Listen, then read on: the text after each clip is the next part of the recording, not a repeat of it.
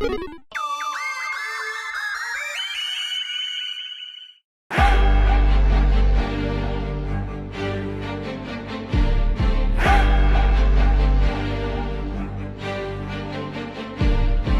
I was younger, just like everyone else, I thought Boba Fett was cool. When I grew up, I realized he didn't do much in the show. He just had a really cool looking armor. Aside from the famous scene where he gets voted from the Sarlacc pit, nothing made Boba Fett interesting to me. So when I heard that Disney Plus was making a show about Boba Fett, I thought it would be interesting.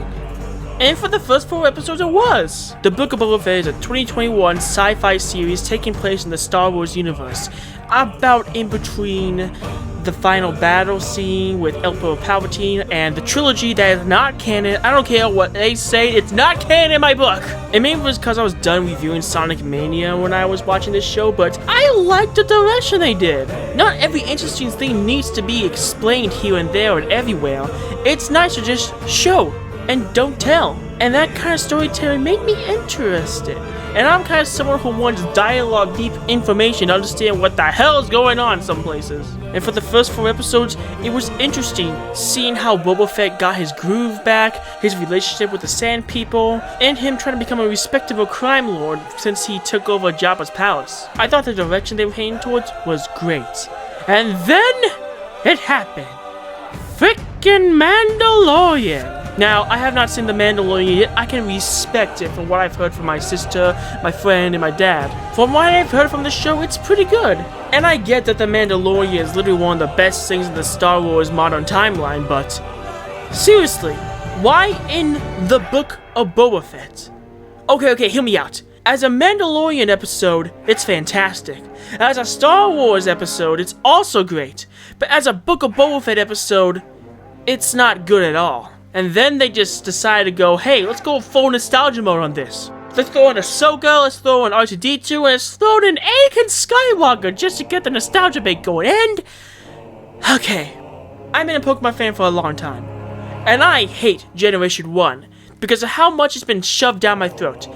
I don't care about Pikachu being the mascot, but stop giving Charizard new forms! Stop giving Gen 1 new forms!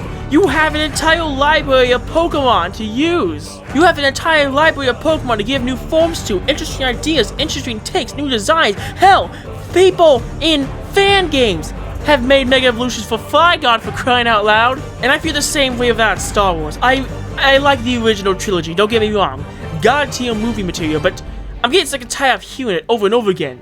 Move on! The war is over! Let us watch some side stories that either take place during or in between the wars, pre or post the wars. I want to see Boba Fett grow. I want to see him develop as a character. I want to see the reason why he wants to take over Jabba's palace. I want to see why he wants to keep this territory despite most of the people not liking him. I don't want to see familiar characters. I want to see new and interesting ones. And speaking of which, spoilers by the way, Cad Bane.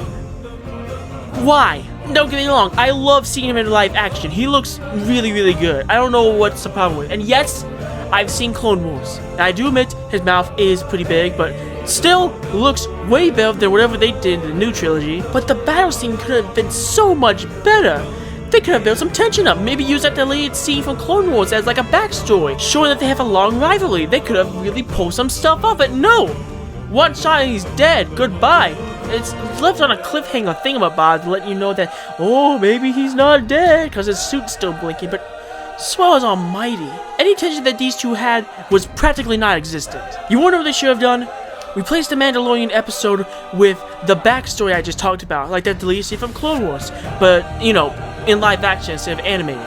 And then maybe tease the Mandalorian at the end of the show, that way he can still be in the show. Now let me just clarify something, I don't mind that the Mandalorian's in the show, since Boba Fett does appear in this show, and he's a well-developed character, but I just feel like the entire episode should have just been a Mandalorian side story, or like a separate mini-movie to promote the next season of The Mandalorian. Overall, while the Book of Boba Fett was starting out strong, it freaking took a nosedive when they introduced nostalgia baits. If you ask me, you should watch the first 4 episodes, because the rest are not good.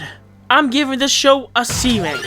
There's some redeeming qualities at the show, and if you can overlook the nostalgia bait, then, it's alright.